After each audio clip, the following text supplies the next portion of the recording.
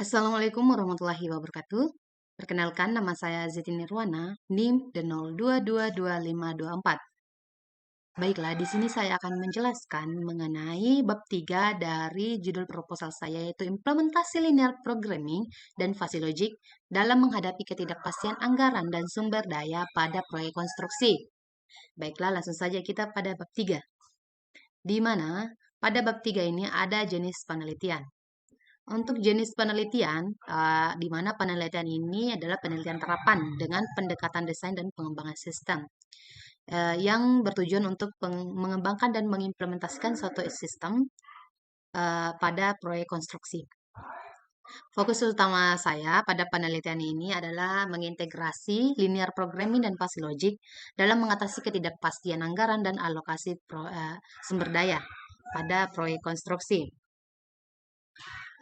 Jenis penelitian ini dapat dikategorikan sebagai eksperimental karena akan dilakukan percobaan dengan model dan atau sistem yang dihasilkan, serta pengujian efektivitasnya dalam konteks proyek konstruksi yang real atau simulasi.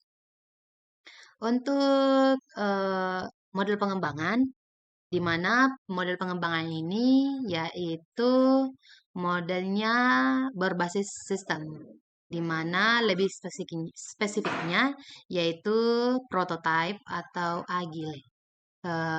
Karena model ini memungkinkan adanya perbaikan dan pengujian berulang. Karena ya tentu saja kita memperhatikan ketepatan dan keakuratan informasi yang diberikan agar dapat membantu para kontraktor untuk menghindari kerugian yang terjadi pada proyek yang dijalankan oleh para kontraktor.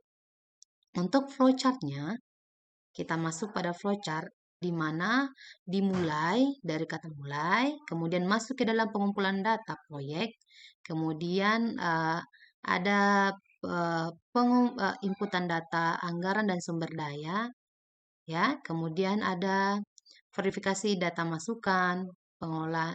Di sini di inputan data anggaran dan sumber daya akan dilakukan proses yaitu verifikasi data masukan, pengolahan data linear programming dan fuzzy logic ya digunakan. Kemudian ada uji coba, kemudian hasil optimasi anggaran dan sumber daya, kemudian ada umpan balik dari kontraktor. Kemudian jika sudah dilakukan maka akan memberikan hasil. Kemudian akan selesai. Di sini ada ERD-nya, di mana ada anggaran, ada sumber daya, ada hasil optimasi, ada data,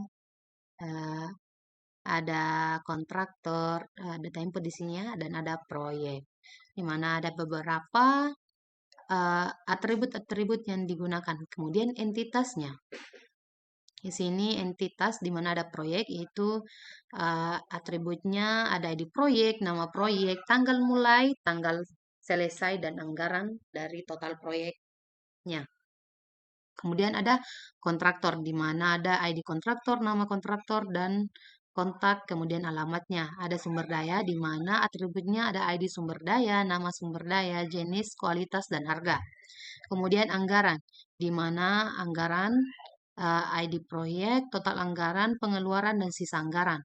Kemudian hasil optimasi, di mana ada ID hasil, ID proyek, hasil anggaran, hasil sumber daya, dan umpan balik.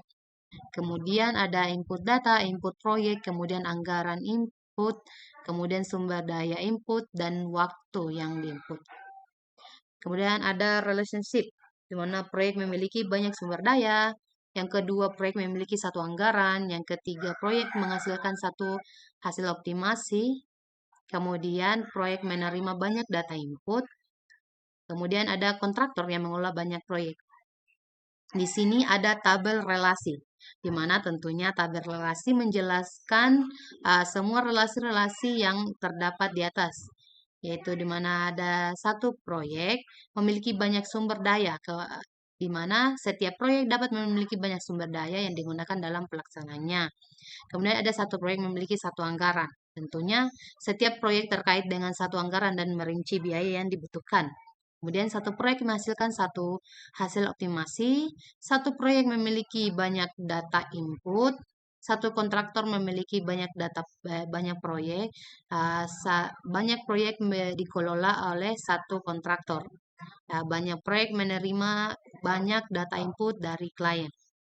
Satu proyek membutuhkan banyak material dan pemasok, dan satu hasil optimasi terkait dengan satu proyek. Banyak sumber daya terkait dengan satu proyek, banyak data input dikumpulkan untuk satu proyek, dan satu anggaran untuk satu proyek. Di sini ada DFD level 0, di mana ada memuat yaitu kontraktor, pemasok, dan klien. Di mana tentunya akan dikelola oleh sistem optimasi proyek, kemudian akan dihasilkan dan mengeluarkan hasil optimasi, kemudian hasil optimasinya akan diberikan oleh diberikan oleh kepada kontraktor. Hasilnya ya, hasil laporannya. Kemudian di sini dipecah lagi ke dalam DFD level 1, di mana kontraktor ini menginput atau mengumpulkan data proyek, kemudian data proyek tersebut akan dikelola dalam sumber daya dan dianalisis anggaran sumber daya dan optimasi dengan fase logik dan penyusunan rekomendasi proyek. Kemudian data proyek tersebut, kemudian dihasilkan data sumber daya, kemudian data keuangan, dan hasilnya optimasinya akan dikembalikan kepada kontraktor. Tentunya semua hasil akan kembali kepada kontraktor, karena kontraktor ini akan diberikan sebagai pelaku utama. Kemudian use case. Di sini use case-nya cukup sederhana, karena di sini aktor utamanya yaitu kontraktor, di mana dia akan mengumpulkan data proyek, ya.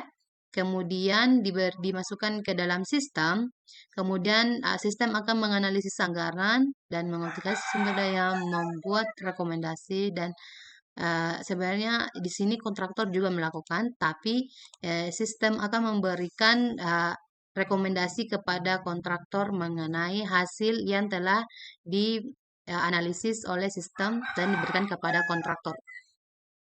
Kemudian di sini ada diagram konteks, di mana ada kontraktor, pemasok, dan klien, di mana sistem optimasi proyek konstruksi ini akan memberikan informasi anggaran dan laporan optimasi proyek. Sebenarnya di sini semua laporan akan diberikan kepada kontraktor, kemudian kontraktor akan diberikan kepada klien. Namun klien akan memberikan anggaran sesuai dengan apa yang tertera, kemudian anggaran tersebut akan dimasukkan ke dalam sistem sebagai inputan, salah satu inputannya, dan hasilnya akan diberitahukan kepada kontraktor. Tentu juga dengan data sumber daya, semua data-data akan dimasukkan ke dalam sistem. Tentunya pada gambar tersebut dijelaskan bahwa sistem optimasi proyek konstruksi ini aplikasinya berbasis web, kemudian akan menginput beberapa informasi, yaitu ada nama proyek, deskripsi proyek, tanggal mulai, tanggal selesai, anggaran, jumlah pekerja, jenis sumber daya. Di sini ada jenis sumber daya itu jumlahnya berapa dan biaya per unit. Kemudian akan disubmit dan ditampilkan hasil optimasi proyeknya berbentuk laporan, di mana laporan ini akan dianalisis oleh kontraktor apakah layak anggaran yang diberikan agar tidak mengalami kerugian. Kemudian laporan tersebut dapat diunduh. Mungkin itu saja penjelasan dari saya mengenai sistem yang akan saya buat dan akan dijalankan agar dapat membantu para kontraktor agar terhindar atau mencegah kerugian pada beberapa proyek. Terima kasih. Kurang lebihnya mohon dimaafkan. Wassalamualaikum warahmatullahi wabarakatuh.